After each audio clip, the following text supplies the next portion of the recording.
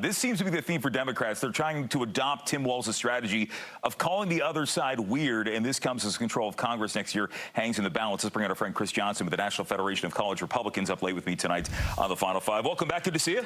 Been here a lot this week. You have been. I didn't even know you did. I think you started the week Monday on the morning show. Yeah, so the Fox 5 super viewers are just really getting tired of me. Tired of you on this.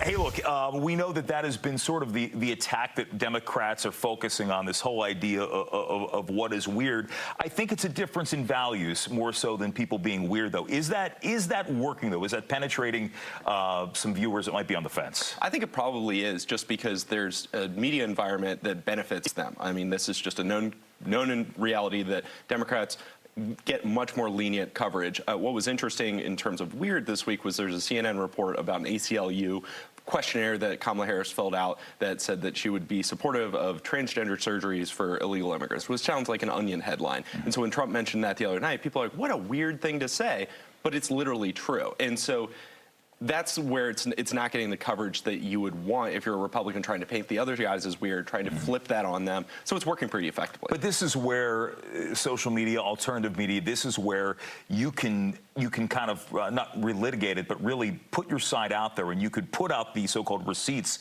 that maybe, as you mentioned, some media outlets won't be covering. Yeah, and we've really tried to do that. Unfortunately, a lot of the messengers on the right are less interested in those actually true stories that make people concerned about how far left the Democratic Party has moved, how far left Kamala Harris and Tim Walz are. And instead, we latch on to crazy stories about people eating pets. I'm from Ohio. I'm pretty sure that's not a national pastime of ours. But that shows the limitations of, just our ability to keep our eye on the ball, be serious, try and win an election rather than just entertain ourselves to death. And so that's where we need to re-strategize, refocus, get on policy. The policy message works. We can say these guys have been president for the last 4 years. You have not liked the last 4 years. We need to change. In terms of getting things on the stage and getting it out to the public, out in the open, we heard today Donald Trump says no more debates. He's over and done with that.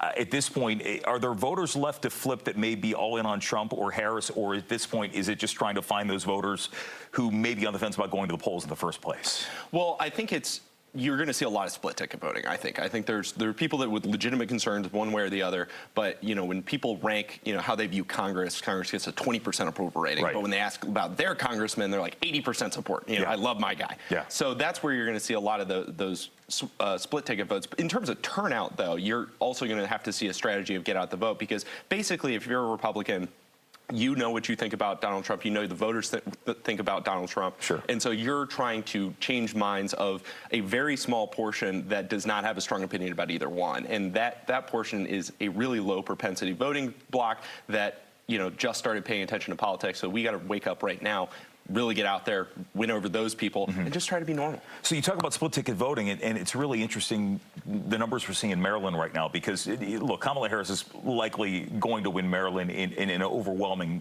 fashion. Right. But when you look at the Senate race, Larry Hogan and Angela Alsobrooks, it's a very close race there. A lot of congressional races across the country are very close. And I think one thing we're losing in this discussion about the debates and about Trump versus Harris is that what happens in Congress, I mean, there's a lot that could happen by virtue of who controls Congress in January, regardless of who's in the White House. Well, and I think as you get more of an impression that there's going to be one or the other in the White House, you're going to see people voting for their senator or their congressman as a bulwark against the other guys. And so that's where somebody like a Larry Hogan could really benefit if Harris starts doing better in the polls, is he can go to people who are really concerned about the far left stuff and say, hey, I can be there to stop that. And that's going to be a big motivator. And on top of that, it will stop the, Angela Alsobrooks' ads are all basically just about Larry Hogan is a Republican. Yeah. That becomes a lot less scary if Donald Trump's not, as serious a threat as some people might have thought. That really changes the dynamic down ballot quite a bit. So I think we need to keep an eye on that as well. In terms of the big issues there, I mean, we've been hearing so much about economic issues and those sort of concerns.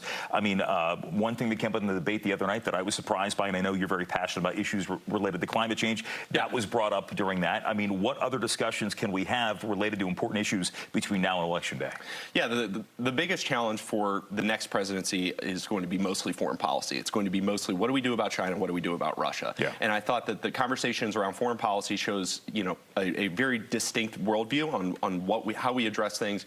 Trump trying to do the peace through strength thing, much more, inwardly focused, make America great, so that we basically scare off the bad guys. Kamala Harris doing the diplomacy NATO thing. That's great too. Yeah. But what we really need to be talking about is the economic portion of that. That's where the economic concerns of people, everyday people, and the geopolitical foreign policy concerns happen, and most of that is going to be with China. And so it's going to be focused on trade. We're going to be talking about the steel industry for the next few weeks.